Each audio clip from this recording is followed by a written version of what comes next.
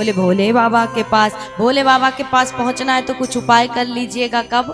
शिवरात्रि के दिन महाराज। वैसे भी भोले बाबा को ये सारी चीज़ें बहुत पसंद है, लेकिन शिवरात्रि के दिन यदि आप करते हैं तो भोले बाबा की कृपा आपको प्राप्त होती है। और भोले ऐसे भोले भाले देवता है महाराज, ऐसे ईश्वर हैं कि जो बड़ी ही सरलता और सहजता से आप पर प्रसन्न हो जाते हैं। इसलिए चमेली का फूल भगवान भोले बाबा को बहुत प्रिय है। अगर शिवरात्रि के दिन आप चमेली का फूल अर्पित करते हैं तो कहा जाता है कि महाराज इससे आपको वाहन का सुख और जिस प्रकार का सुख चाहिए उस सुख की आपको प्राप्ति होती है। इसलिए किसी प्रकार का सुख चाहिए तो भोले बाबा की आराधना करिए और साथ में चमेली का पुष्प उन्हें जरूर अर्पित करिएगा। देखिए हम ऐसे उपाय बताते हैं बड़े सरल सहज, जो आपके लिए साधारण हो और आप साधारण तरीके से उसे कर पाए, जो संसार में मिलता हो। ऐसी वस्तु को नहीं कहते कि जो संसार में मिलता ही ना और आप ढूंढते खोजते रह जाए। इसलिए शिवरात्रि के दिन चमेली का पुष्प अर्पित करने से किसी प्रकार का सुख हो,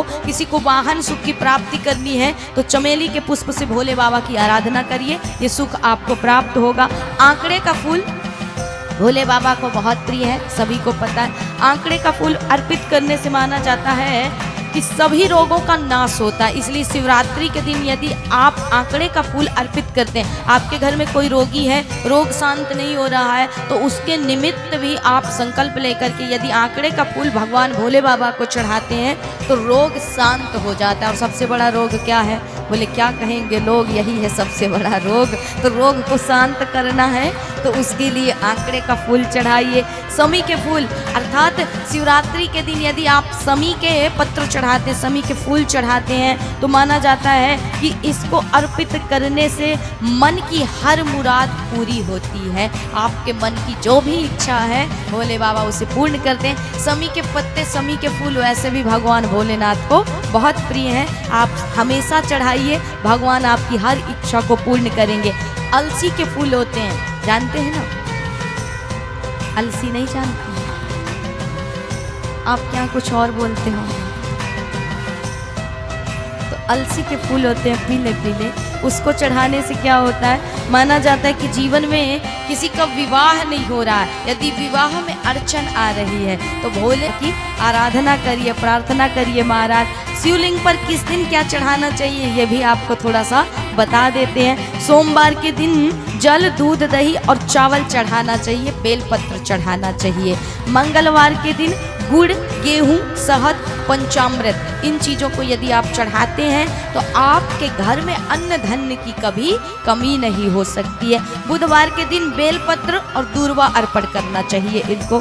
गुरुवार के दिन चना का दाल, गुड़ और मुनक्का चढ़ाएं, इससे आपके जीवन की जो इच्छाएं हैं वो भोले बाबा पूर्ण करते हैं।